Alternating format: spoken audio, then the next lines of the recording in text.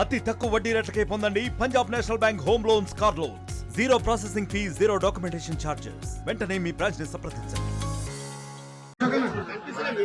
ఈరోజు మన జహీరాబాద్ నియోజకవర్గం రేచింతల్లో స్వయంభూ సిద్ధి వినాయక 225వ జయంతి ఉత్సవాల్లో పాల్గొనడం జరిగింది. చాలా సంతోషం.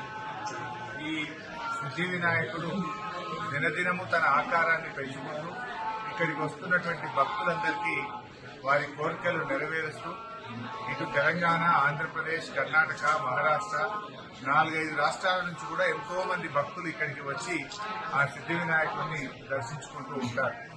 ముఖ్యంగా ఈ సిద్ధి వినాయకుడి ఆలయాన్ని గతంలో కేసీఆర్ గారి ఆశీస్సులతో ఈ దేవాలయాన్ని ఎంతగానో అభివృద్ధి చేయడం జరిగింది. ప్రతి సంవత్సరం కూడా ఈ జయంతి ఉత్సవాలు అత్యంత అద్భుతంగా ఇక్కడ జరుపుకోవడం జరుగుతుంది.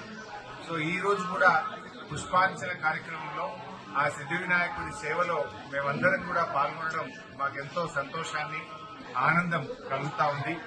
ఒకవైపు పెద్ద ఎత్తున యజ్ఞ హోమ కార్యక్రమాలు, మరొక వైపు పుష్పార్చన కార్యక్రమాలు ఇవన్నీ కూడా బాగా జరుగుతూ ఉన్నాయి.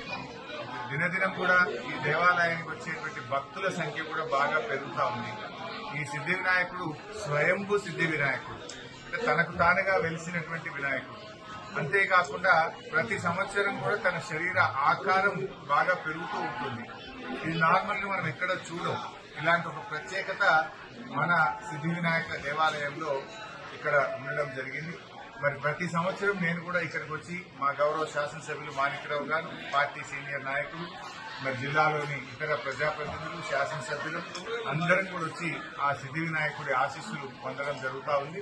అన్ని విఘ్నాలు కూడా తొలగాలని, ఈ రాష్ట్రం ఇంకా సర్వతోముఖాభివృద్ధి పొందాలని, ఈ రాష్ట్ర ప్రజలందరూ కూడా సుఖ సంతోషాలతో, ఆయురారోగ్యాలతో ప్రజలందరూ చల్లగా ఉండాలని, మరి ఈ నూతన సంవత్సరం 1 జనవరి నాడు సిద్ధి వినాయకుడిని దర్శించుకొని ప్రార్థించడం జరిగింది.